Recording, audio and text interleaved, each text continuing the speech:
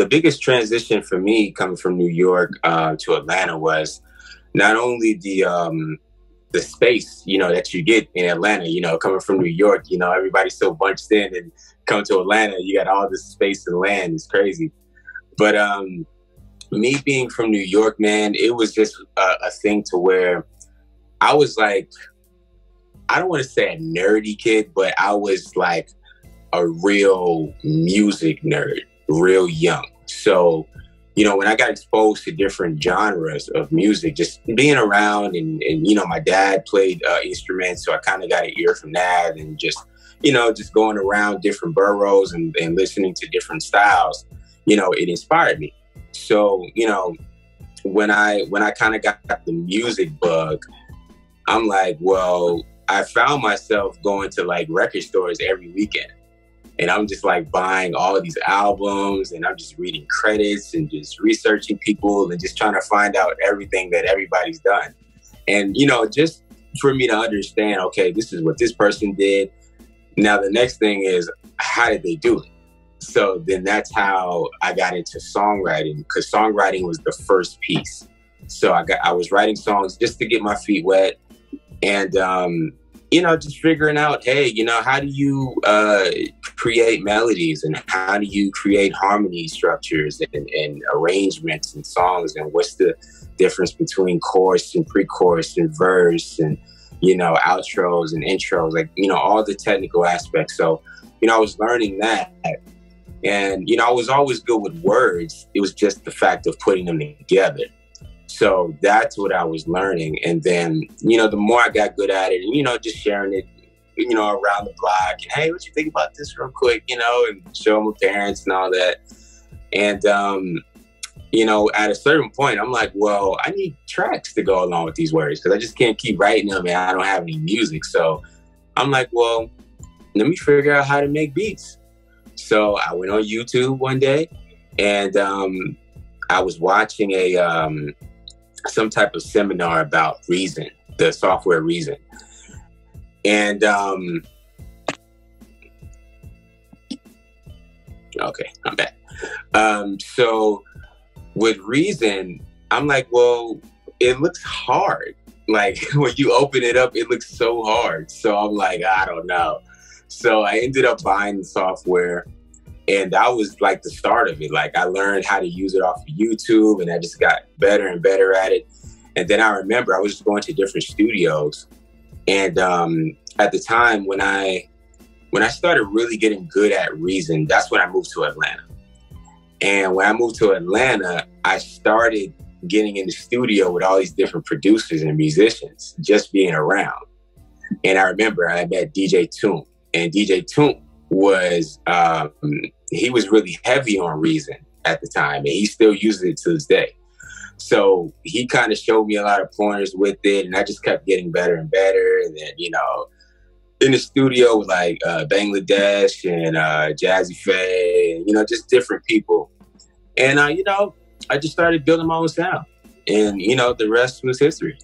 You know, throughout the course of my career, you know, I would work with certain artists, and I would, you know, either demo records for them that I've written, or, you know, I've co-written with other people.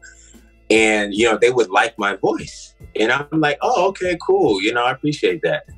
And, you know, it wouldn't go any further than that. But I've always heard that. So, you know, it was a point in time to where I think I was working with Interscope Records with a couple artists on that roster at the time. And, it was one artist, I forget his name, but he kept telling me, he was like, man, I need your voice on a record. Like, you know, nobody's put you on their record yet. I'm like, well, I don't know. You know, I'm just doing my, you know, my production right now. You know, I'm not really in the artist lane yet. And, you know, I'm a firm believer in timing. So, you know, if it's not your right time yet, then don't force it. So, you know, I was never forcing it. So fast forward, about 3 years ago, 2017, one of my good friends, his name is International Nova. He's a recording artist as well. And he was working on his album at the time. I believe he was signed to Spectra Records. And you know, he was just like, hey, man, you know, I would love for you to demo a record for me and you know, just do the hook. And, you know, I'm going to have somebody else do it. I said, all right, cool. So I did it and it came out pretty cool. So he was like, man, this is hot. So that turned into us doing another record, then another record, then another record. So by the time I knew it, we had like 10 songs. And he was like, well, we got to do something with this. So he implemented the idea of, okay, well, we can't put it out as a single, just me or just you. So why don't we just do it as a group? And I'm like, that's interesting. And a lot of people, again, had always gave me that notion of, okay, you should put your own music out.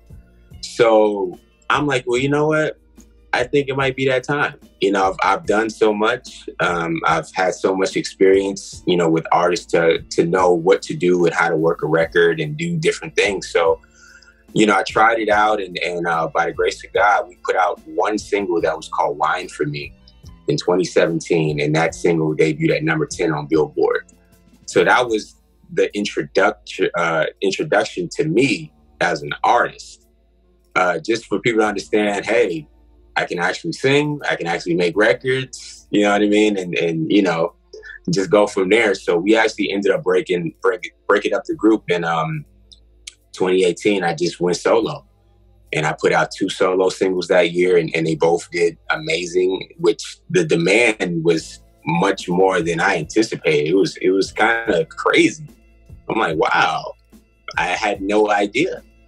So, you know, it was just an ongoing thing after that, man. 2019, I put out my first EP called Blue Leisure. Blue Leisure, actually, the other day, we just cracked 2 million streams independently off that project. So I'm really, you know, happy about that. And I'm proud of that body of work. And, you know, I've had a chance to work with artists that I've been fans of, too, you know, growing up, you know, young in the game. So, you know, that was a blessing too. So I just kept it going.